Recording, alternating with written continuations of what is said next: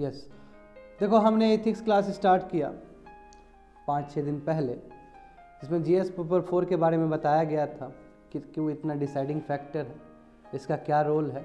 उसके बाद हम सिलेबस का बात करते हैं। First one, ethics and human interface. इसमें बहुत सी बात की है हम लोग, essence, determinations, dimensions, ethics in private and public relationships, human values, lessons from the lifes and teachings of God, great leaders and administrator and so on.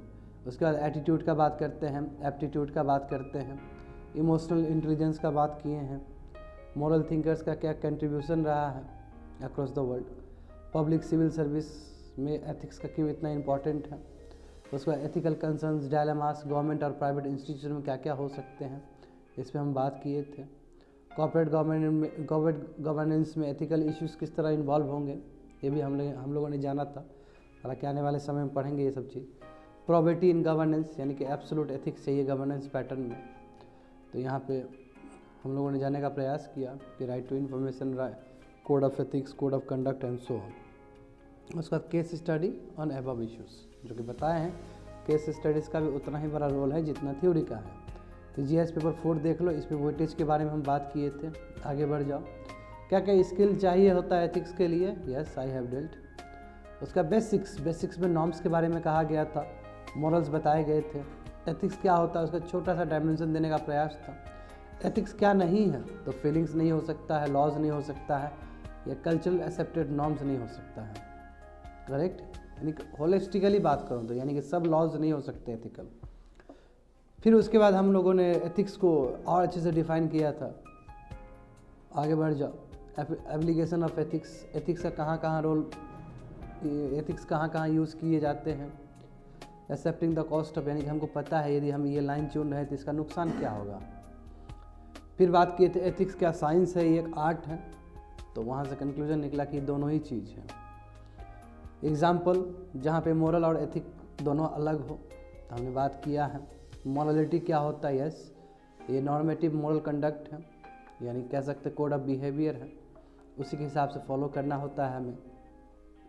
Moral versus ethics, इसमें criteria हमने कुछ फिक्स किया और उस criteria के हिसाब से हम बात किए कि दोनों में अंतर क्या है, दोनों में डिफरेंसेस क्या है। उसके बाद केस स्टडी था, वो हम लोगों ने नहीं किया, केस स्टडी के लिए अलग क्लास में करेंगे हम लोग। आगे बढ़ जाओ, उसके बाद ब्रांचेस ऑफ एथिक्स का बात करते हैं हम लोग, तेज़ी से बढ़ना है आगे। Branches of ethics, descriptive ethics, meta ethics, normative यानी prescriptive ethics, applied ethics that is application of ethics. Descriptive ethics मतलब वही जिसमें एम्पिरिकल इन्वेस्टिगेशन की आवश्यकता है, और यहीं पे मॉडर्न सब्जेक्ट्स का इवोल्यूशन होता है ये डिस्क्रिप्टिव एथिक्स की वजह से ही। फिर मेटा एथिक्स का बात करते हैं तो मेटाफिजिकल है, साइकोलॉजिकल है। मेटाफिजिकल को बहुत अलग अलग भाग में डिवाइड करते हैं हम लोग, ऑब्जेक्टिविज्म, रिलेटिविज्म, ठीक है। रिलेटिविज्म का बात करें तो इंडिविजुअलिज्म और कल्चरलिज्म हो सकता है। साइकोलॉजिकल में देखो egoism, hedonism, reason, emotions, male and female morality, ये सब हम बात कर चुके हैं, पढ़ोगे अपने आप समझ में आ जाएगा मेटाफिजिकल क्या है, साइकोलॉजिकल एथिक्स क्या है। इसका 3 एरिया पढ़े थे, first area, second area, third area, correct. Sorry, first view, second view, third view पढ़े थे। साइकोलॉजिकल एरिया का भी, फिर साइकोलॉजिकल एथिक्स का भी हम लोग अलग अलग देखा था हमने। नॉर्मेटिव एथिक्स मतलब prescriptive ethics, what right to be, what ought to do, या क्या करना चाहिए हमको, यदि तुम नहीं करते हो तो yes we can go for the punishment also, जानते हो। उसके बाद नॉर्मेटिव एथिक्स का कुछ थ्योरीज के बारे में ही बात किए थे। वर्च्यू थ्योरी हो सकता है, ड्यूटी थ्योरी हो सकता है, थियोलॉजिकल थ्योरी हो सकता है, यानी कि कुछ एक्शंस को हम जस्टिसिएबल कहेंगे यदि उसका एंड सही हो, करेक्ट। वर्च्यू एथिक्स में वही था कि इसमें हम ज़्यादा हम क्या करेंगे, फोकस नहीं करेंगे लर्निंग रूल्स में, हम उसको हैबिट के हिस्सा बना लेंगे, ठीक है, ताकि हमारा पर्सनैलिटी डेवलप्ड हो, करेक्ट। इसमें हम अरिस्टोटल का देखते हैं, उसमें हम प्लेटो का देखते हैं।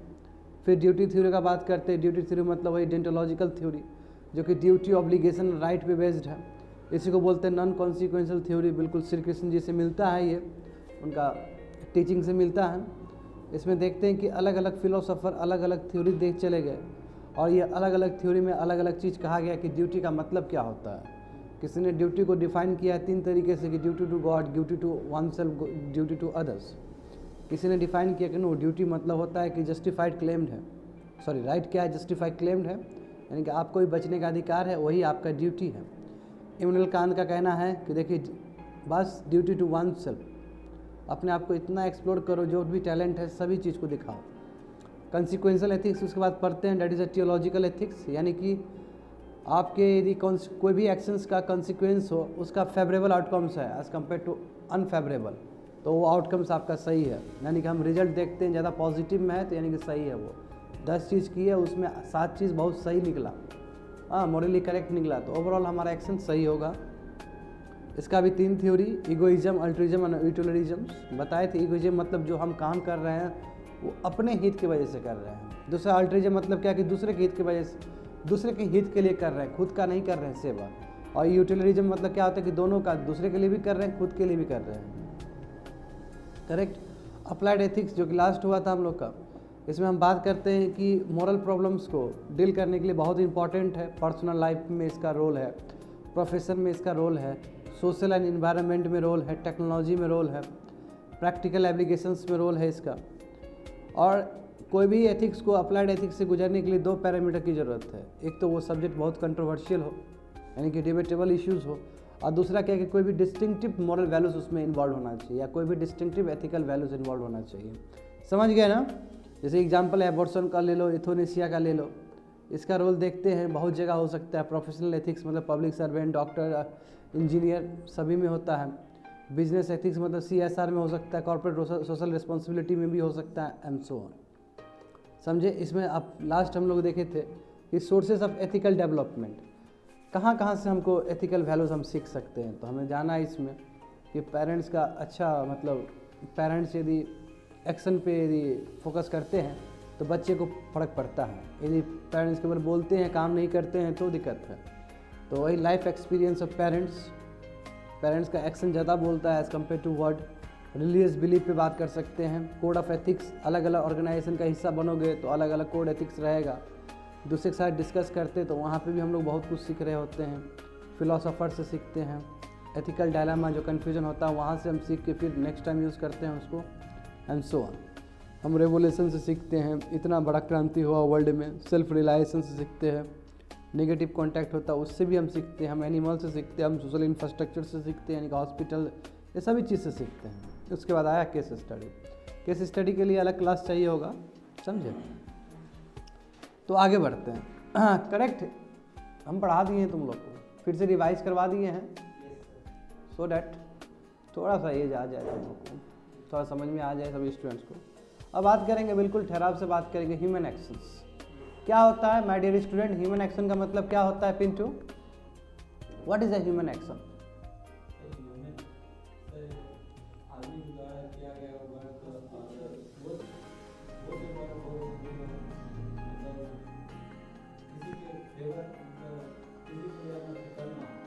Very good. क्या एक्शन ऑफ ह्यूमन और ह्यूमन एक्शन दोनों सेम है? हाँ, क्या सेम है ये दोनों चीज? बिल्कुल बहुत डिफरेंट है, दोनों में बहुत अंतर है। एक्शन ऑफ ह्यूमन और ह्यूमन एक्शंस में बताऊंगा थोड़ी देर में। बताओ कुछ बोलना चाहोगे ह्यूमन एक्शंस के बारे में?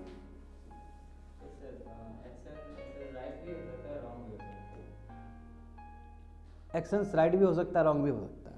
ओके ठीक है। देखो मैं बता दूं, पहले तो मैं डिफाइन कर दूं कि एक्शन ऑफ ह्यूमन, कान खोल के सभी को सुनना है। एक्शन ऑफ ह्यूमन और ह्यूमन एक्शन में क्या अंतर है? एक्शन ऑफ ह्यूमन जो कि एथिक्स का हिस्सा नहीं है, एक्शन ऑफ ह्यूमन का मतलब क्या कि ह्यूमन वो करेगा ही करेगा, जैसे ब्रीदिंग करेगा ही करेगा, इस पर कंट्रोल नहीं है ह्यूमन बीइंग का। यदि नहीं करेगा चल देगा ऊपर। खाना खाना, समझ रहे हो, नहाना, सोना, स्लीपिंग, ये क्या है, आदमी को करना ही पड़ेगा। That's called actions of human. Human actions का मतलब क्या कि जहाँ पे लोगों का पोटेंशियल लगता है, लोगों का मेहनत लगता है, जैसे पढ़ाई लिखाई करना, that is not action of human, that is a human action. अंदर समझ में आ गया ना? इस चीज़ को ध्यान में रखना है। तो अब समझते हैं, यानी कि एथिक्स का जो हिस्सा होगा ह्यूमन एक्शन होगा, एक्शन ऑफ ह्यूमन नहीं हो सकता। हाँ वो फंडामेंटल कहो या फिर वो चीज़ होगा ही होगा आदमी, वो अंडरस्टूड है, वो हर एक लिविंग बीइंग में होगा, समझे। तो चलो ह्यूमन एक्शन पे बात करते हैं हम लोग कि टू जज एनी एक्शंस, ह्यूमन एक्शंस क्या है कि किसी भी एक्शन को देखना, चाहे वो गुड हो चाहे बैड हो, चाहे राइट हो चाहे रॉन्ग हो, यही ह्यूमन एक्शंस है। यदि ह्यूमन एक्शंस में मोरली एलिमेंट्स है तो अच्छा होगा, यदि ह्यूमन एक्शंस में मोरल वाला चीज़ एब्सेंट है तो बुरा हो सकता है। यदि हम कोई काम करते हैं और अपना संज्ञान में लेते हैं कि हमको अच्छा अच्छा करना है तो हमारा जो रिजल्ट होगा वो अच्छा होगा। यदि कोई चीज़ हम हापाजाट करते हैं बिना सोचे समझे तो वो एक्शंस गलत हो सकता है। तो यानी कि ह्यूमन एक्शन मतलब क्या है कि कोई भी एक्शंस को जज करना on the basis of a good और बैड पैरामीटर। बात समझे, important to separates human actions from their morality. ये बहुत ज़रूरी है कि ह्यूमन एक्शन को मोरालिटी से आपको सेपरेट करना जरूरी है, क्योंकि मोरालिटी आपका बिलीफ सिस्टम है। वो इंडिविजुअल का भी बिलीफ सिस्टम हो सकता है या फिर क्लास का भी हो सकता है, क्लास मतलब ग्रुप ऑफ पीपल का भी बिलीफ सिस्टम हो सकता है वो। अब ये हम समझते हैं, यहाँ पे देखो एग्जाम्पल दिया गया है, बिल्कुल दिया गया है। देखो ये कुछ कुछ एक्ट्स होते हैं, एक्ट्स मतलब कार्य हो सकते हैं। कार्य दो तरीके से हो सकता है, एक डेलिब्रेट एक्ट हो सकता है और एक अनडेलिब्रेट एक्ट हो सकता है। यानी कि हम जानबूझ के करते हैं और कुछ हम लोग जानबूझ के नहीं करते हैं, सर्वाइवल के लिए करते हैं। जो चीज़ हम सर्वाइवल के लिए करते हैं, देखो लिखा गया है यहाँ पे ब्रीदिंग, स्लीपिंग एसेट्रा, ये एक्शन ऑफ ह्यूमन है। लिखा गया कि नहीं लिखा गया वहाँ पे? देखो मैं जो डेलिब्रेट करते हैं, जहाँ पे जैसे हम पढ़ाई लिखाई करना, ये डेलिब्रेट हो गया। जैसे अंकित अभी काम करके आया है वो डेलिब्रेट है। तो डेलिब्रेट जो सोचा समझा हमारा हो, यानी कि हम जो माइंड में हम बिल्कुल माइंड का एक्शन से हम कर रहे हैं वो चीज़, वो सब डेलिब्रेट एक्शन हैं। एग्जाम्पल देख सकते हो, डेलिब्रेट एक्शंस आपका दो टाइप का हो सकता है, एक इंटेलेक्चुअल हो सकता है, एक वॉलेटिव हो सकता है। तो इंटेलेक्चुअल का मतलब क्या है? जिसमें नॉलेज इन्वॉल्व हो, जिसमें अटेंशन इन्वॉल्व हो और जिसमें जजमेंट इन्वॉल्व हो अबाउट द एक्शन। यानी कि एक्शन जो भी आप कार्य कर रहे हैं उसमें नॉलेज इन्वॉल्व है, यानी कि आपका ज्ञान लग रहा है, उसमें जजमेंट लग रहा है, यानी कि क्या होगा नहीं होगा, यानी कहने का मतलब नॉलेज ही हुआ, इंटेलेक्ट ही हुआ ये आपका, और उसमें आपका अटेंशन इन्वॉल्व है, तो उसको हम कहेंगे कि इंटेलेक्चुअल एक्ट है मेरा। दूसरा क्या है कि वॉलेटिव एलिमेंट्स भी हो सकते हैं, यानी कि वॉलेटिव एक्ट्स भी हो सकते हैं। वॉलेटिव मतलब क्या है? Free will. यानी फ्री विल का मतलब क्या है कि provide space to capitalize good, desirable and जज सिचुएशन टू अचीव एक्शंस। यानी क्या है कि हमने पूरी तरीके से खोल दिया अपने आप को, पूरा स्पेस दिए, एंड स्पेस देने के बाद हम काम कर रहे हैं। जैसे play cricket, where you are giving space, जहाँ पे आप स्पेस दे रहे हो। जैसे घूमने के साथ कुछ काम करना, जहाँ पे नॉलेज का इन्वॉल्वमेंट नहीं है, तो वही वॉलेंट्री, इसका मतलब वही वॉलेंट्री यानी फ्री विल है, पूरा आपको इजाज़त दिया जाता है, and then you are doing the work. यानी कि इसमें कोई पीयर प्रेशर का बात नहीं है इसमें। तो कह रहा है कि देखिए डेलिब्रेट एक्शन दो टाइप का हो सकता है, एक जहाँ पे आपका इंटेलेक्ट इन्वॉल्व हो और एक जहाँ पे पूरा आपको इजाज़त दिया जाए कि जो करना है करिए आप बैठ के। बात समझे ना? तो वही चीज़ लिखा है, वॉलेंट्री मतलब फ्री विल, आपको पूरा इजाज़त दिया जाता है कि provide space to capitalize good, अच्छा चीज़ करो, डिजायरेबल एंड गुड जो भी करना है करो, ताकि आप एक्शंस को परफॉर्म कर सको। अब यहाँ पे हम समझेंगे हर्डल्स टू ह्यूमन एक्शंस, यानी कि जब आदमी इस तरह का एक्शन परफॉर्म कर रहा होता है, आइदर इंटेलेक्चुअल वाला एक्शंस या फिर वॉलेंट्री वाला एक्शंस, यही हो सकता है, यही डिफाइन किया गया है। तो ये करने के दरमियान क्या क्या प्रॉब्लम्स आ सकते हैं, क्या क्या बैरियर्स आ सकते हैं, तो हमको समझना होगा बैरियर्स। तो पैथोलॉजिकल या मेंटल स्टेट हो सकता है, यानी प्रॉब्लम हो सकता है, यानी स्किज़ोफ्रेनिया।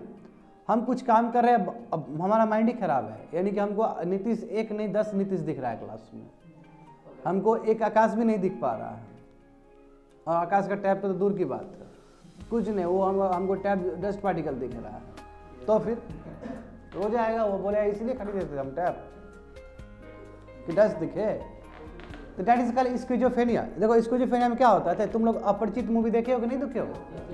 साउथ का अपरिचित में क्या होता है, कितना अच्छे तरीके से ट्रांजिशन होता है उसका, कि तुरंत मारता है फिर तुरंत रोता है फिर तुरंत मारता है वो तो हमको लगता है कि उसको ऑस्कर मिलना चाहिए। क्या सीन दिखाया, वो तो हम बचपन में जब उसको देखते थे हम बोलते थे कि ऐसा भी कर सकता है क्या कोई एक्टिंग, तो हद लेवल का एक्टिंग किया है ना, बहुत ऊपर लेवल का। तो ये स्किज़ोफ्रेनिया ही है, जहाँ पे देखो जैसे कि एग्जाम्पल देखो, इससे रिलेटेड हम लोगों ने ड्रामा भी किया था कॉलेज में। स्किज़ोफ्रेनिया ये क्या होता है, ये मेंटल प्रॉब्लम है। जैसे आप बैठे हुए हैं, आप बहुत डिस्ट्रेस हो गए और आप अपना ही दुनिया बना लिए, और उस दुनिया में जो तुम चाह रहे हो वो तुमको मिल रहा है। जैसे एग्जाम्पल देखो, हम बैठे हुए हैं और हम चाहते हैं कि पिकनिक हो आज, तो पिकनिक ही हो रहा है हमारे माइंड के हिसाब से, और हम जो बोल रहे हैं वही हो रहा है। जैसे कि तुम लोग यहाँ पे बैठे हो और तुम लोग हमको लेट से कंट्रोल करने के लिए बैठे हो कि हम उठेंगे तो सर पता नहीं छज्जी पे चढ़ जाएंगे या वहाँ पे लटक जाएंगे। स्किज़ोफ्रेनिया वाला जो पेशेंट है उसको कंट्रोल तरीके से रखा जाता है, उसको मेंटल एसाइलम में रखा जाता है, और वो दिमागी रूप से जूझ रहा है, वो बात समझ रहे, इसलिए उसके इर्द गिर्द लोग सब होते हैं। अब जो ग्रसित लोग हैं स्किज़ोफ्रेनिया वाले जो पेशेंट है वो क्या करते हैं कि जो इर्द गिर्द जो लोग हैं उसी से वो अपना क्रिएट करता है, एक इमेज क्रिएट करता है कि जो ये डॉक्टर है, ये डॉक्टर कुछ नहीं, मेरा बेस्ट फ्रेंड है, इसके साथ जाएंगे पिकनिक में जाएंगे हम, और वो बैठ के सब कुछ देख रहा होता है, और फिर अचानक उठता है, लाओ जल्दी लाओ खाना लाओ हमको, क्योंकि वो पूरी तरीके से अपना सीन में है, फिर देखता है अरे कहाँ चेंज हो गया ये। तो कहने का मतलब ये हुआ कि यदि ये सीन में आदमी इन्वॉल्व है तो कहाँ से इंटेलेक्चुअल वाला वर्क होगा। अडल्ट टू ह्यूमन एक्शन हुआ कि नहीं हुआ, क्योंकि ह्यूमन एक्शन को हमने दो भाग में डिवाइड किया, एक इंटेलेक्चुअल में, एक तुम्हारा वॉलेंट्री में। अब जहाँ पे मेंटल प्रॉब्लम्स हो रहे हैं तो इंटेलेक्ट वाला काम नहीं हुआ, यानी कि ओवरऑल ह्यूमन एक्शंस काम नहीं हुए। समझ रहे हो ना कैसे लिंक है। तो देखिए पैथोलॉजिकल या मेंटल स्टेट का यदि प्रॉब्लम हो, यानी कि स्किज़ोफ्रेनिया टाइप का बीमारी और मेंटल डिसऑर्डर हो, तो आप ह्यूमन एक्शंस नहीं कर सकता। बोलते हैं ना माइंड डिस्टर्ब है, भागो यहाँ से, नहीं पढ़ाएंगे, भागो आज माइंड डिस्टर्ब है, तो कहाँ हुआ काम, ह्यूमन एक्शंस नहीं हुआ। बात समझे। इग्नोरेंस, इग्नोरेंस मतलब क्या, नॉलेज ही नहीं है, लैक ऑफ नॉलेज, तो ये भी हर्डल से ही आदमी कैसे परफॉर्म करेगा फिर। ऐसे मान लो कि इंजीनियर को परफॉर्म करना है, इंजीनियर को एक अच्छे से सिविल इंजीनियरिंग का ड्रॉ करना है और उसको मनी नहीं है और उसको नॉलेज ही नहीं है, चलो ना उसको नॉलेज ही नहीं, वो बेटे झूठ मूठ का कर लिया, कुछ आइडिया नहीं है, तो क्या होगा, है तो ह्यूमन एक्शंस नहीं होगा। दूसरा क्या है पैशन। अब देखो, अब हर्डल्स कभी कभी पैशन भी हो सकता है। देखो टू मच पैशन अच्छी बात नहीं है, यानी कि देखो पैशन जो चीज़ है, एक्सेस पैशन दिखा दोगे तो ह्यूमन एक्शंस कभी कभी खराब हो जाता है ना। अब गया बल्ला लेके गया तुम बैटिंग करने के लिए कि आज तुम सेंचुरी मारे के आएंगे, अब फर्स्ट ही यॉर्कर बॉल में सोचा कि धोनी वाला शॉट मार दे, क्लीन बोल्ड हो गया। वही जो बाघा का हुआ था वो लगान मूवी में, याद है कि नहीं है तुम लोग को, लगान मूवी में आउट हुआ था कि नहीं हुआ था। एक वो ऐसे करके बैट करने के लिए गया था, है ना, एक मारा चौका मार दिया, फिर उसको उसका आया कि तुम लोग क्या क्रिकेट खेलेगा, तुम लोग भूखा नंगा लोग क्रिकेट खेलेगा मेरे सामने में, पूरा उसका दिया। और मोटा आदमी ऐसे ऐसे ऐसे कर गया वहाँ पे, बोल्ड हो, क्लीन बोल्ड हो गया और रोते हुए चल दिया। That is over too much passion. ये पैसन ज़्यादा होना भी अच्छी बात नहीं है, बात समझे ना, हमको लिमिट में चलना होता है। तो यहाँ पे कहा जा रहा है, देखिए ह्यूमन एक्शंस में आपका पैसन भी कहीं ना कहीं डिटरमेंटल फैक्टर है, यानी कि हर्डल फैक्टर है। पैशंस को भी कंट्रोल रखना चाहिए, दैट इज अ पावरफुल, क्योंकि पैशन बहुत पावरफुल इमोशंस है। समझे, जैसे एग्जांपल देखो इसमें बताया कि क्या क्या पावरफुल इमोशंस हो सकते हैं। ग्रीड, लोभी, हमको और ग्रोथ करना है, और ग्रोथ करना है, कोचिंग इंस्टीट्यूट लेट से और ग्रोथ करना है, बच्चे लोग पे लगा देना है, एकदम नहीं आएगा हड्डी तोड़ देंगे लोग का, और बढ़ाएंगे और पैसा बढ़ाएंगे और बढ़ाएंगे। तो ग्रीड ग्रीड ग्रीड ग्रीड होते चला जाएगा, तो ये जो सिस्टम जो बना था इतना इनोसेंट तरीके से, है ना, फुल कोलैप्स। तो ये ग्रीड भी क्या है, एक पावरफुल इमोशंस खत्म हो जाएगा। एग्जाम्पल हेट्रेड, नफरत करना। नफरत से किसी ने नहीं जीता है अभी तक दुनिया को। हिटलर ने कोशिश किया, लेनिन ने कोशिश किया, कहाँ जीता। इसका किताब में आता है जिक्र, बहुत गंदे तरीके से आता है कि नहीं है। और जिसने प्यार से, काम से, नॉन वायलेंस से जीतने का प्रयास किया, वो अभी तक हिस्ट्री में एक अच्छे तरीके से नाम लिए जाते हैं उन लोग का, है ना। तो बिल्कुल ये हेट्रेड, एंगर, लव भी कभी कभी बर्बाद कर देता है। अब जैसे अर्जुन आ गए चलाने के लिए धृतराष्ट्र को कि मारेंगे, अब वो बाण उठाने के लिए तैयारी नहीं है, तो बताओ प्रॉब्लम हुआ कि नहीं हुआ। तो ये सभी चीज़ जो इमोशंस है, ये भी कहीं ना कहीं हमको ह्यूमन एक्शंस परफॉर्म करने में प्रॉब्लम्स देते हैं। समझ में आ रहा है ना सभी चीज़। और उसका देखो वायलेंस तो समझते हो कि वायलेंस तो सबसे बड़ा होगा, क्योंकि जब हम गुस्से में रहते हैं तो कभी भी हम एक्शन सही नहीं ले सकते हैं, हमारा एक्शन गलत होगा ही होगा। इसलिए बाकी सभी स्टूडेंट्स, माय डियर स्टूडेंट, कभी भी आप वायलेंट रहो तो कोई भी एक्शन से अवॉइड करो, चुपचाप बैठ जाओ, बोलो कि काम स्टेज आएगा तब हम करेंगे, नहीं तो वहाँ से बोला गया कोई भी चीज़ गलत ही जाएगा। तो वायलेंस यानी कि एक्सटर्नल फिजिकल फोर्स है, बाहर से आया है। ये वायलेंस किसी रूप में, किसी फैक्टर की वजह से ऐड हुआ है आपके अंदर, और कहीं ना कहीं ये भी ह्यूमन एक्शंस को रोकता है। अभी तुम लोग से और पूछेंगे हम। हैबिट, देखो हैबिट क्या है। अब कभी कभी ह्यूमन एक्शंस को रोकने के लिए हैबिट भी उतना ही बड़ा गुनहगार है। कैसे? अब हैबिट ही नहीं है पढ़ाई लिखाई करने का, तो हुआ कि नहीं हुआ प्रॉब्लम? हैबिट ही नहीं है क्लास करने का और तुम एक्शंस करना चाहते हो, तो कैसे हो पाएगा? पॉसिबल ही नहीं है। बेस्ट एग्जाम्पल अंकित का देखो, है ना। तो हैबिट का मतलब क्या होता है कि जो हम बार बार रिपीट करते हैं कोई चीज़ को और वो हमारा ब्लड का हिस्सा बन जाता है, वही हैबिट है। मान नेगेटिव हैबिट हो तो स्मोकिंग का हैबिट हो, लेट्स से अल्कोहल का हैबिट हो, तो क्या होगा? कहाँ से ह्यूमन एक्शंस होगा? तुम लोग बोल रहे हो कि हाँ आज हम करेंगे, जाके परफॉर्म करेंगे, हाँ जाएंगे आज हम बीए का आज लिखे देंगे बढ़िया से, और पता चला तुम लोग पन्नी पी के पहुँचा है, तो फिर तो तुम सोचेगा वो पेपर को लेमिनेट करके ही भेज देते हैं हम बढ़िया से, ताकि नंबर भी नहीं बैठाए वहाँ पे। समझ रहे हो ना बात को? यानी कि ये सभी प्रॉब्लम्स, यानी कि हैबिट आपको प्रॉब्लम भी दे सकता है। हैबिट आपका पॉजिटिव भी हो सकता है, नेगेटिव भी हो सकता है। और नेगेटिव हैबिट यदि आपके आगे आ जाए तो कहाँ से आप ह्यूमन एक्शंस परफॉर्म करोगे? ये प्रॉब्लम्स है। एक फियर है, देखो फियर डरना। देखो डर तो हम कहते हैं कि सबसे बड़ा फियर है, मतलब सबसे बड़ा रीज़न है हडल्स का, हमसे हो ही नहीं पाएगा। अभी ये कितना बड़ा चीज़ है। ओके हम ट्राई करेंगे, क्या होता है ट्राई करेंगे? देखो मैं तो एक ऑथर का कोट करता हूँ। एक ऑथर बहुत विद्वान एक बहुत अच्छा वर्ड कह गए कि ट्राई जो शब्द है दो दुनिया क्रिएट करता है। ठीक है, फिलोसफी से रिलेटेड है इसलिए मैं फिलोसफी का ही बात कर रहा हूँ। ट्राई दो दुनिया क्रिएट करता है, एक पॉजिटिव दुनिया, एक नेगेटिव दुनिया। ट्राई करना मतलब करेंगे, और वो ज़्यादातर दुनिया 95% नेगेटिव ही दुनिया है। ट्राई करने का मतलब क्या होता है? ट्राई करने का मतलब आपको विश्वास नहीं है कि आप करोगे, आप आई विल डू इट, हम करेंगे, हमारे पास कोई दूसरा विकल्प नहीं है। और ट्राई जो शब्द है वो हमको ज़्यादातर नेगेटिव में ले आता है कि ठीक है ट्राई ही तो करना है, नहीं भी होगा तो क्या बात है। Are you getting me? और ये सब चीज़ फियर से भी बहुत ज़्यादा आता है, डर से, हमसे नहीं हो पाएगा। आई विल ट्राई, देखेंगे 1 साल करेंगे सिविल सर्विस, नहीं हुआ तो कोई बात नहीं, बाकी ब्रांच तो खुला ही हुआ है। अब बाकी खुला हुआ है तो बाकी में बाबू बाकी कहीं पे भी आसान चीज़ नहीं है। धरती अब बहुत जटिल हो चुका है, कोई भी चीज़ प्राप्त करने के लिए बहुत मुश्किल ही है। तो ट्राई चीज़ या फिर फेयर चीज़ बहुत खतरनाक है, समझे? तो वहाँ पे यही लिखा गया है, देखो फियर हो या emotional reactions arising from any danger uncertainty, यानी कि फ्यूचर में क्या होगा क्या पता। आज हम 2 साल मेहनत कर रहे हैं, इतना फीस दे रहे हैं, फ्यूचर में क्या होगा डर ही डर है, इसलिए हमने सिविल सर्विस का स्टेप ही नहीं लिया। जाओ, तो यानी कि पूरा हमारा कैपेबिलिटी को, हमारे स्किल को पूरा खत्म कर दिया एक छोटा सा फेयर। यानी कि यदि शुभम कुमार को भी फेयर होता तो कहाँ नंबर 1 टॉप करके निकलता? उसने भी कभी अपने ज़िंदगी में नहीं सोचा होगा कि हम नंबर 1 निकल जाएंगे। वो तो कोई भी सिविल सर्विस वाला आदमी नहीं सोचता है कि नंबर 1 कभी बन भी सकता है कोई। तो यानी कि उस फेयर को ओवरकम किए कि नहीं किए? वो भी कोविड-19 के टाइम में ओवरकम किए हैं, जहाँ पे सच में ही फियर था। वो तो एक्सटर्नल भी फियर था आदमी, ये फियर का मतलब है कि इंटरनल फियर का मतलब इंटरनल जो आपके अंदर छुपा हुआ है। बात समझे ना? तो ये कह रहा है कि बहुत बड़ा हर्डल्स है फियर।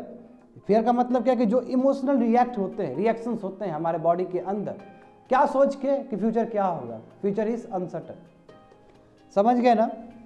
अब देखो इसमें क्या बोला जा रहा है कि देखिए ऐसा नहीं कि फियर हमेशा गलती हो, फियर कभी कभी सही भी होता है, एक जस्टिसिएबल भी हो सकता है, एक अनजस्टिसिएबल भी हो सकता है। जस्टली मतलब क्या? जस्टिफाई फॉर द बेटर है। अब देखो जैसे कि तुम लोग को कान के नीचे बजा दे हम, खेलेगा नहीं तुम लोग, नया साल आ गया, नया कसम खाया है, जाकर पेपर पढ़ो। अब तुम डर गए कि अरे बाप रे सच में कसम तो खाए थे, तो हम पेपर तो पढ़ना पड़ेगा, ज़्यादा नहीं आधा घंटा बोले हैं सर, कोई बात नहीं 1.25 घंटा पढ़ेंगे। मन में आ गया तुमको, तो पॉजिटिव फियर हुआ ना। ये फियर आपको आगे लाइफ में बढ़ा रहा है, मगर अननेसेसरी फियर करने का क्या जरूरत है? तो फियर जैसे एग्जाम्पल देखो, बेस्ट एग्जाम्पल देखो बचपन का। हाँ, बचपन का प्यार का नहीं बोल रहे हैं, बचपन में जो माता पिता डांटते हैं बच्चे को, अब बच्चा को क्या पता, बच्चा कोई फिलोसोफर तो है नहीं, बच्चा तो जानता है क्या चीज़ होता है। अब बच्चा को शुरू से ही हम फ्रीडम दे दे तब तो सर पे चढ़ जाएगा और कुछ से कुछ करना शुरू कर देगा। इसलिए बच्चे को प्रॉपर गाइडेंस करने के लिए दोनों ज़रूरत है, लव और थोड़ा सा फियर भी, दोनों ही चीज़। तो उस समय यदि कोई पेरेंट्स बच्चे को कुछ बोलता है तो दैट डजंट मीन कि वो गलत चीज़ है, उसको एक प्रेशर में रखने के लिए बोला जाता है। तो वो फियर बहुत जस्टिफाइड है। एक मदर एक बच्चे पे गुस्सा करे कि बच्चा खेल ही रहा है, खाना नहीं खा रहा है, और उससे फियर क्रिएट होता है बच्चे में, तो वो पॉजिटिव फियर है ना, बात समझे। तो ये यही इसमें कहा गया कि देखिए फियर, वो सभी फियर जस्टिफाइड है जो बेटरमेंट के लिए होता है। वहाँ पे लिखा गया जस्टिफाई फॉर द बेटरमेंट, तो वो कहेंगे कि जस्टली फियर है, यानी कि बहुत सही फियर है। जैसे यहाँ पे लिखा गया scolding from parents for studying, पढ़ने के लिए बच्चे को डांटा गया, वो बहुत पॉजिटिव है, क्योंकि बच्चा को क्या पता पढ़ाई लिखाई के बारे में, वो तो बाद में जाकर समझ में आएगा पढ़ाई लिखाई क्या चीज़ है उसके लिए। दूसरा देखो, एक फियर होता है अनजस्टिशिएबल, यानी कि झूठ मूठ का, जिसका कोई लेने देने नहीं है, झूठ मूठ का डर रहे हैं। ओ डीएम ऑफिस जाएंगे तो क्या होगा, ओ वहाँ पे जाएंगे डेट ऑफ बर्थ बनाने जाएंगे तो वहाँ क्या होगा, ये तो झूठ मूठ का हो गया ना। अब इतना बड़ा गधा हो गया, अब नहीं जाएगा तो कब जाएगा, तो झूठ मूठ का हो गया। ओ सर प्रोजेक्ट दिए हैं, रिपोर्ट बनाने के लिए दिए हैं, नहीं करेंगे तो क्या होगा, ये झूठ मूठ का फियर हुआ ना, बैठ गए करके दिखा दिए। हाँ, अब वो करेगा नहीं करेगा वो डिपेंड करता है। कई लोग तो सो जाता है, जैसे हमारे क्लास में है ना। तो बात समझ में आया ना क्या क्या बोल रहे हैं। अब देखो temperament is very very important. Temperament बहुत ज़्यादा इंपॉर्टेंट है, क्योंकि ये टेम्परामेंट ही है, यानी कि टेम्परामेंट एक आदमी का एक कैरेक्टर है, जिसके वजह से डिपेंड करता है कि उस आदमी का मूड कैसा रहेगा, माइंड का वो क्या रहेगा। कई लोग का टेम्परामेंट बहुत खराब होता है, बात बात पे गुस्सा आता है, कई लोग बात बात पे हंसते हैं, है कि नहीं है, जैसे हमको गुस्सा आता है। The character that affect mood we behave, and हमारे जैसे ही हमारे मूड में जिस तरह असर पड़ता है उस हिसाब से हम बिहेव करते हैं। कभी कभी छोटा छोटा चीज़ भी हमको एनोइंग लगता है। जब आपको छोटे छोटे चीज़ एनोइंग लगता है तो आप कैसे बिहेव करोगे। कई लोग का बिहेवियर ऐसा हो जाता है कि उसको फिर लोगों से वार्तालाप करना सही नहीं लगता है, बोलता क्या यार, टेम्परामेंट हो जाता है। जैसे एग्जांपल देखो, बहुत सारे ऐसे सेलिब्रिटी हुए हैं जो उम्र के साथ बहुत ज़्यादा ही एनोइंग हो गए, जैसे ऋषि कपूर टाइप के लोग। सब दिखाता था कि नहीं दिखाता, उसका प्रेस कॉन्फ्रेंस में गड़िया दिया अपने ही सन को, क्योंकि टेम्परामेंट थोड़ा सा वो हो रहा है, मूड चेंज हो रहा है। इसके वजह से जब मूड चेंज हो रहा है तो आपका ह्यूमन एक्शंस में प्रॉब्लम आएंगे ही आएंगे। देखो लेसन्स द ह्यूमन एक्शन, देखो यहाँ पे क्या है, बट ऑनर डिस्ट्रॉय इट, बोला है कि लेसन द ह्यूमन एक्शंस। अब बोला कि देखो टेम्परामेंट क्या है, कहीं ना कहीं ये टेम्परामेंट कहीं ना कहीं ह्यूमन एक्शंस को घटा देता है, समझे, ये प्रॉब्लम है। तो समझ गए ना, ये कहने का मतलब क्या है कि बहुत सारे हर्डल्स हो सकते हैं जो ह्यूमन एक्शंस के बीच में आते हैं, जिसकी वजह से प्रॉब्लम होता है। अब मैं बाकी सभी स्टूडेंट से एक एक हर्डल सुनना चाहूँगा। देखो कि ये नोट्स बहुत छोटा पड़ जाएगा जी आपका माइंड के सामने में, ये नोट्स का कोई रेलेवेंस नहीं है। ये नोट्स आपको बता रहा है कि क्या क्या तरीका हो सकता है। तो from every student I would like to listen what can be the possible hurdles that can come in front of the human actions. क्या हो सकता है, wrong experience, very good. Wrong experience के हिसाब से गलत इंटरप्रिटेशन करना, ये हो सकता है ना। यानी किसी को हेल्प किया, वहाँ पे नाली में गिर गए थे, लेट्स, तो तुम्हारे अंदर परसेप्शन क्रिएट हुआ कि किसी को हेल्प करने से नाली में गिर जाता है आदमी, तो सच में ही हो गया, वेरी गुड, आई अप्रिशिएट। नाली में गिरने का मतलब कुछ भी हो सकता है जी, ठीक है ना, सच में मत गिरना। सुपरस्टिशियस, बिल्कुल सुपरस्टिशियस बहुत बड़ा हर्डल्स है। क्यों, अब जो चीज़ आज करने वाले हैं तो कहें, आज बोले कि शनिवार है, आज कैसे होगा, आज तो शनि जी हमारे ऊपर मेहरबान रहेंगे, आज कैसे करेंगे। अब पता चला बाहर देखोगे तो पूरा हवाई जहाज सब उड़ रहा है ऊपर स्पेस में, ठीक है। सुपरस्टिशियस बिलीव भी एक बहुत बड़ा हर्डल्स है, वेरी गुड। हर एक के स्टूडेंट सब सुनना चाहेंगे। अभिषेक बोलो, टाइम बिल्कुल नहीं है, जल्दी बोलो। Coming to you Ankit, society का नॉर्म्स, वेरी गुड, बिल्कुल। ये भी बहुत बड़ा हर्डल्स है कि किसी को टैलेंट ही दिखाने नहीं दे रहा है, वो चाहता है कि तोड़ ताड़ के निकल जाए, एक सटल लिमिट से वो तोड़ ताड़ के निकल जाए, एक प्रेरणा बने, वो सोसाइटी इसको ड्रैग करके बैठा हुआ है। Very good, I appreciate. उसको बढ़िया से और अच्छे से देना। जब अभी मेंस राइटिंग लिखाएंगे ना 200 वर्ड का, बहुत बढ़िया से लिख देना उसमें। Yes you Pintu.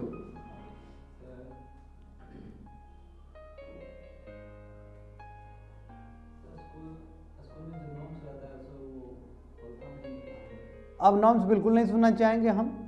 एक बार हो गया है, कोशिश करो अलग अलग चीज देने का, वेरिएशंस लाओ अपने टॉपिक में, अपने आंसर्स में।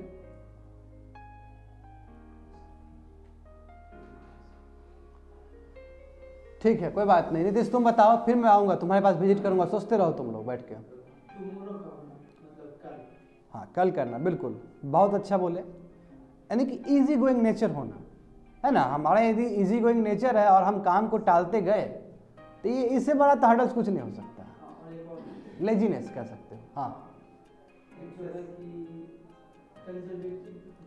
ठीक है, ऑर्थोडॉक्सी बिलीव वही सुपरस्टिशियस पे आ जाएगा। अपने माइंड को रोक लेना, होता है हमारे जो होता है एक स्टैटिक अप्रोच है, एक्चुअली डायनामिक। अच्छा स्टैटिक अप्रोच, अच्छा ठीक ठीक ठीक, लिमिटेड अप्रोच है ना।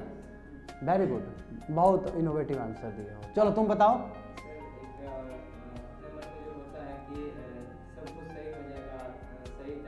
हाँ हाँ बहुत बढ़िया, बहुत बढ़िया, बहुत बढ़िया बात। यानी कि ऑप्टिमिस्टिक होना विदाउट एक्शन, है ना।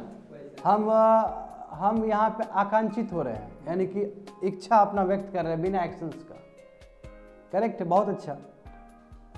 रुको रुको रुको, यस बैड कम्युनिकेशन। हाँ सही बात है। यदि हम कोई चीज़ गलत बोले तो उसका असर पड़ेगा। बैड कम्युनिकेशन का मतलब है कि बैड बिहेवियर वाला कम्युनिकेशन। हाँ हाँ बहुत बढ़िया। बैड इंटरप्रिटेशन हो सकता है, बिल्कुल। यदि मान लो कि कोई आदमी बिजी है और आपको नज़रअंदाज करके चला गया लेट्स से, और आप बैड इंटरप्रिटेशन कर लिए उसके बारे में कि हमको भाई भाव ही नहीं देता है, ये तो बहुत ईगो बढ़ गया है इसका, तो वहाँ से तो आपका एक्शंस तो बहुत गलत हो सकता है। हाँ इंटरप्रिटेशन, आई अप्रिशिएट, बहुत बढ़िया। हाँ बोलो अभिषेक, जल्दी बोलो। ब्लेम, हाँ ब्लेमिंग नेचर, बिल्कुल सही बात है, वही उसी में आ जाएगा। ठीक है, हाँ तुम बोलो। हाँ सही बात है, ये इंटेलेक्चुअल वाला फर्क पड़ेगा। लिटिल नॉलेज, हाँ लिटिल नॉलेज तो और बर्बाद कर देगा वो तुमको।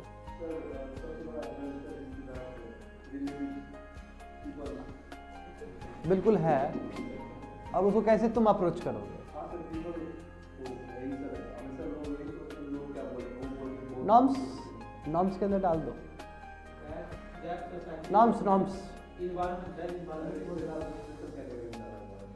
नॉर्म्स ही है। यदि कोई क्लास, यदि कोई सेक्शंस ऑफ पीपल कोई चीज़ को डिवाइस करता है, डेट इज कॉल्ड नॉर्म्स, है ना। चाहे वो रिलेटिव्स करे तुम्हारे, या फिर सोसाइटी करे, या फिर ऑर्गेनाइजेशन करे, all comes under your norms. Over dependence, wow बहुत बढ़िया, clap for this point, excellent point, बहुत बढ़िया। ओवर डिपेंडेंस ना बहुत खतरनाक चीज़ है। स्मार्ट हम ही है जो है, तो यानी कि ओवर डिपेंडेंस, ओवर कॉन्फिडेंस वाला नेचर भी आ जाएगा, है ना। ओवर ऑप्टिमिस्टिक वाला भी चीज़ आ जाएगा उसी में। ओवर स्मार्ट हम हैं, हम ही हैं, बाकी सब तो बेकार ही है, तो ये नेचर भी कहीं ना कहीं खा जाता है। जैसे हिटलर देखो, हिटलर को कितना बार समझाया गया कि रसिया कर दिया आक्रमण, अभी अवेयर हो जाओ। ये हो सकता है, और क्या हो सकता है? बिल्कुल सही बात है, इलिटरेसी हुआ। यदि नॉलेज कम है, पढ़ा लिखा आदमी नहीं है, तो एक्शंस में अंतर तो होगा ही होगा। बिल्कुल बैड कंपनी होगा जी। यदि आप गलत संपर्क में हो, हाँ तो नहीं, ये नॉर्म्स में नहीं है ना, ये नॉर्म्स नहीं है। तुम्हारा कंपनी, यदि तुम गलत आदमी के साथ संगत कर रहे हो तो उसका असर तो पड़ेगा ही पड़ेगा तुम्हारे ऊपर, वो तो गारंटी है, तो पड़ेगा ही पड़ेगा, कुछ ना कुछ पड़ेगा ही पड़ेगा। ये समझो, भले ही तुम्हारा ओरिजिनलिटी में डिफरेंसेस नहीं आए। मान लो कि तुम्हारे पास जो मित्र है, तुम्हारे मित्र हो, वो बहुत टालने वाला आदमी है, वो काम करना ना, चलो ना, अभी घूमते हैं थोड़ा सा। हाँ बिल्कुल सही बात है, वो थोड़ा ऊपर लेवल पे बात है। हाँ जा सकता है, बिल्कुल। मैड नेशनलिज्म, राष्ट्रवाद का बात करते हो, मैं खुद राष्ट्रवाद का परिभाषा नहीं पता है, अब बैठ के कोना में जाके भारत माता की जय कर रहे हो, कुछ नहीं होने वाला है। Very good. यानी कि हम कन्फ्लिक्ट ओवर रिलीजन, यानी कि सेकुलर नेचर का नहीं होना, वो बिलीफ सिस्टम पे आ जाएगा, वो बिलीफ सिस्टम पे चला जाएगा, सुपरस्टिशियस बिलीफ में ही आ जाएगा तुम्हारा कि रिलीजन को हम ज़्यादा वैल्यूज दे रहे हैं। करेक्ट। और क्या हो सकता है? बहुत अच्छा पॉइंट है। और बताओ, जल्दी बताओ। ओपन एंडेड है जी, कुछ भी आप बोल सकते हैं। Is there any point? Depending on others. Over dependence same हो गया, चाहे वो सेल्फ हो चाहे दूसरे के ऊपर हो। यदि हम दूसरे के ऊपर भी डिपेंड कर रहे हैं अपने कार्य को लेके, तो वो भी बहुत गलत बात है। ह्यूमन एक्शन है जी, you have to perform. Technology बिल्कुल हो सकता है। टेक्नोलॉजी का ओवर यूज करना या अंडर यूज करना, दोनों में ही घातक सिद्ध है। यदि हम टेक्नोलॉजी के हिसाब, अभी मोबाइल ओप्पो का आ गया, वीवो का आ गया, और अभी हम छैया वाला मोबाइल चलाएं तो हम ट्रेनिंग में गाते रह जाएंगे, चल छैया। बात समझ रहे हो ना? तो ये प्रॉब्लम होगा। और दूसरा क्या है, ज़्यादा यूज करने से पता चला कि आंख बाहर निकल गया है और लाइट ज़्यादा दिख रहा है, तो वही प्रॉब्लम हो जाएगा, लाइट चैप्टर फेल हो जाएगा फिर ऐसे में। बोलो और बताओ, क्या मन में वो सोच रहा है? 2 पॉइंट जल्दी बोलो। जल्दी बोलो। हाँ बोलो।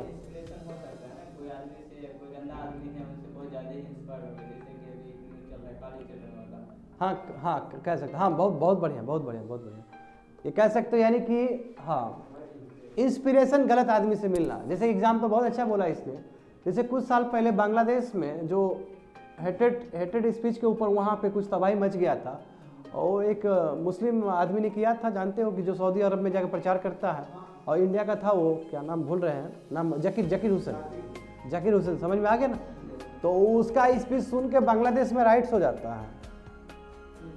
तो यस सही, बहुत अच्छा। ये सब पॉइंट ना बच्चे लोग आज लिख लेना, ये पॉइंट कहीं नहीं मिलेगा तुम लोग को, तुम्हारा जो आंसर दे रहे हो। हाँ रिकॉर्डेड हो रहा है जी, मगर लिख लेना कहीं पे जाके। हाँ बोलो। एक्सपेक्टेशन, अप्रिशिएट करता हूँ मैं तुम्हारे पॉइंट को। कंपनी नहीं समझा तुम, टीचर समझ रहा था कंपनी का मतलब। वही हुआ जी। तुम क्या बोले हो? एक्सपेक्टेशन, दुखा निरोधा प्रतिपाधा। डिजायर जो है ना, जो इच्छा और आकांक्षा है तुम लोग का, सबसे बड़ा खतरनाक चीज है वो। वही लाइफ में आगे नहीं बढ़ने देता। डायरेक्ट तो बोल रहा है तुमको कि लाइफ में आगे बढ़ने नहीं देता। बता दो आंसर, डिजायर है ना? और डिजायर मतलब ऑप्टिमिस्टिक डिजायर। बैठे हैं एकदम पूरा टांग पसार के और सोच रहे हैं कि हाँ पीएम तो बने जाएंगे कल, तो नहीं होने वाला है सब चीज। समझ में आ रहा है क्या बोल रहे हैं? और बताओ, जल्दी बताओ, और क्या हो सकता है? हाँ ओवर थिंकिंग,